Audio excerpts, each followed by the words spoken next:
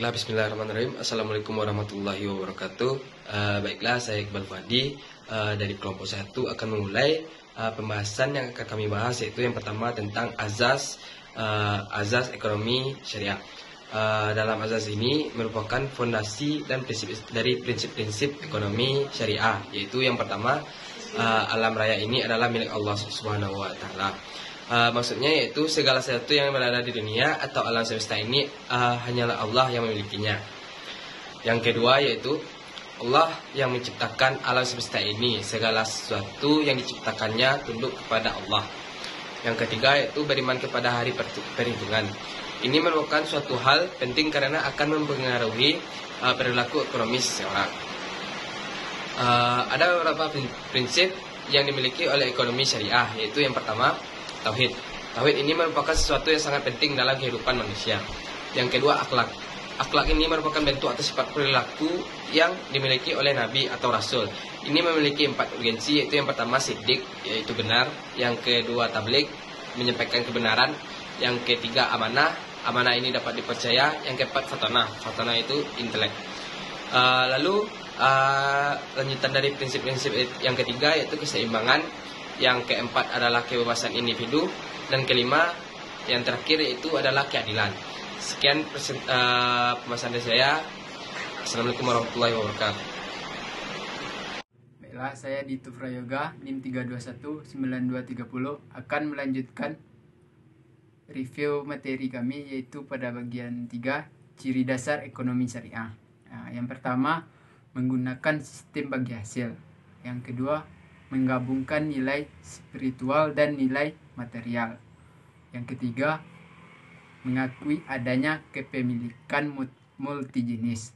Yang keempat, terikat akidah, syariah dan moral. Yang kelima, memberikan ruang kepada pemerintah dan negara. Dan yang keenam, melarang praktik riba. Sekian review materi dari saya. Manfaat ekonomi syariah yang pertama, terwujudnya integritas muslimin yang kafah, sehingga Islamnya tidak setengah-setengah. Yang kedua, menerapkan dan mengamalkan ekonomi syariah melalui lembaga keuangan Islam. Yang ketiga, praktek ekonomi yang didasarkan syariat Islam mengandung nilai ibadah karena sudah mengamalkan syariat Allah. Karakteristik ekonomi syariah yang pertama adalah pengawasan yang sebenar-benarnya dilakukan dan ditetapkan dalam kegiatan ekonomi syariah. Yang kedua, ekonomi syariah menciptakan keseimbangan antara kepentingan individu dan masyarakat. Yang ketiga, sebuah sistem Islam yang bersifat universal. Yang keempat, kegiatan perekonomian bersifat pengabdian. Yang kelima, kegiatan ekonomi syariah memiliki cita-cita yang luhur.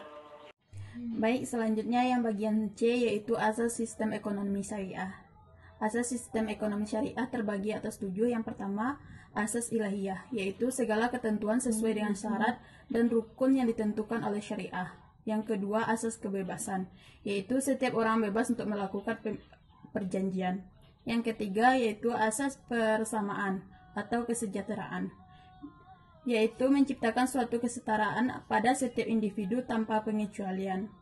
Yang keempat, asas keadilan, di mana dalam suatu perikatan para pihak yang melakukan akad harus diperlakukan secara adil. Yang kelima, asas kerelaan, yaitu para pihak yang melakukan akad telah saling rela terhadap perjanjian yang dilakukan. Yang keenam, yaitu asas kejujuran atau kebenaran, berarti dalam menggunakan transaksi apa adanya tanpa adanya rekayasa dan penipuan. Yang terakhir yaitu asas tertulis. Materi yang D yaitu konsep rasionalitas ekonomi Islam. Menurut Mozakaf ada 5. Yang pertama, konsep kesuksesan. Semakin tinggi moralitas seseorang, semakin tinggi pula kesuksesan yang dicapai. Kebajikan, kebenaran, dan ketakwaan kepada Allah Subhanahu wa Ta'ala merupakan kunci dalam moralitas Islam. Yang kedua, jangka waktu perilaku konsumen. Islam membenarkan individu untuk mencapai kesuksesan di dalam hidupnya melalui tindakan-tindakan ekonomi. Namun, kesuksesan dalam Islam bukan hanya kesuksesan materi, akan tetapi juga kesuksesan di hari akhirat kelak. Yang ketiga, konsep kekayaan. Kekayaan dalam konsep Islam adalah amanah dari Allah dan sebagai alat bagi individu untuk mencapai kesuksesan di hari akhirat nanti. Konsep barang dalam pandangan Islam selalu berkaitan dengan nilai-nilai moral. Dalam Al-Quran dinyatakan dua bentuk barang, yaitu al-tayyibat, barang yang baik, bersih, suci, serta berfaedah, dan barang al-fariq, pemberian Allah, hadiah atau anugerah dari langit. Barang al-fariq ini yang bisa mengandung halal dan haram. Yang kelima, etika konsumen. Islam tidak melarang individu dalam menggunakan barang untuk mencapai kepuasan selama individu tersebut tidak mengkonsumsi barang yang haram dan berbahaya atau merusak. Islam melarang mengkonsumsi barang-barang yang untuk israf atau pemubaziran dan tabzir, seperti suap, berjudi, dan lain sebagainya. Terima kasih. Saya Oktavian, NIM 329236. Baiklah, saya akan melanjutkan pembahasan materi poin E, yaitu sistem ekonomi syariah. Sistem ekonomi Islam merupakan sistem pemenuhan kebutuhan hidup manusia untuk mencapai kesejahteraan dan kemakmuran yang didasari pada ajaran Islam dalam Al-Quran dan Sunnah, yang dikembangkan oleh pemikiran manusia.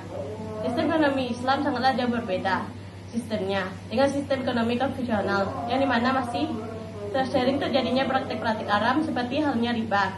Dalam sistem ekonomi Islam ini bertujuan untuk memenuhi kebutuhan hidup manusia tanpa melanggar aturan syariat, dengan tujuan akhirnya adalah mensejahterakan kehidupan masyarakat. Sekian dari saya. Assalamualaikum warahmatullahi wabarakatuh. Baiklah, saya Vera Rahmawati, NIM 321924 akan menjelaskan materi selanjutnya, yaitu tentang maqasid syariah dalam ekonomi Islam. Secara etimologi, maqasid syariah terdiri dari dua kata, yaitu maqasid dan syariah. Maqasid adalah bentuk jamak dari maqsad yang berarti tujuan atau kesengajaan. Sedangkan syariah adalah dikatakan dengan jalan menuju ke arah sumber kehidupan. Maqasid syariah adalah tujuan atau maksud ditetapkannya hukum-hukum Allah Subhanahu wa taala. Secara terminologi, maqasid syariah menurut Imam Al-Ghazali yaitu sebagai penjagaan terhadap maksud dan tujuan syariah adalah upaya mendasar untuk bertahan hidup, menahan faktor-faktor kerusakan, dan mendorong terjadinya kesejahteraan.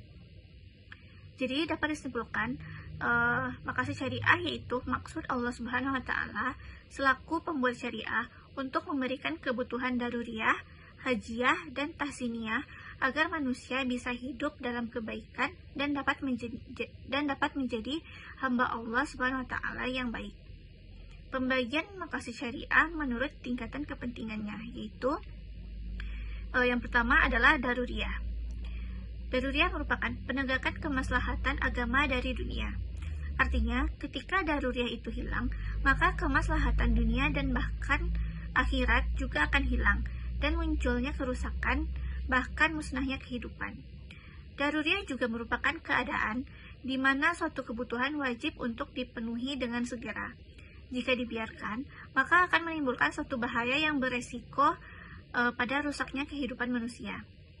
Tahapan kedua dari maqasid syariah adalah hajiah, yang didefinisikan sebagai hal-hal yang dibutuhkan untuk mewujudkan kemudahan dan menghilangkan kesulitan yang dapat menyebabkan bahaya dan ancaman, yaitu jika sesuatu yang mestinya tidak ada.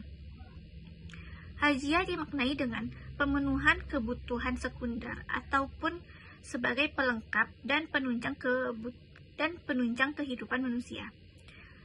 Tahapan terakhir maqasid syariah adalah tahsiniyah, yaitu melakukan kebiasaan-kebiasaan yang baik dan menghindari yang buruk sesuai dengan apa yang diketahui oleh akal sehat. Pada dasarnya, tujuan Allah Subhanahu wa taala mensyariatkan hukum-hukumnya adalah untuk kemaslahatan manusia dengan menjaga unsur-unsur pokok kehidupan, yaitu menjaga agama, menjaga jiwa, menjaga akal, menjaga keturunan, dan juga menjaga harta. Sekian presentasi atau penjelasan materi dari kelompok 1. Apabila ada kata-kata yang salah, kami mohon maaf. Assalamualaikum warahmatullahi wabarakatuh.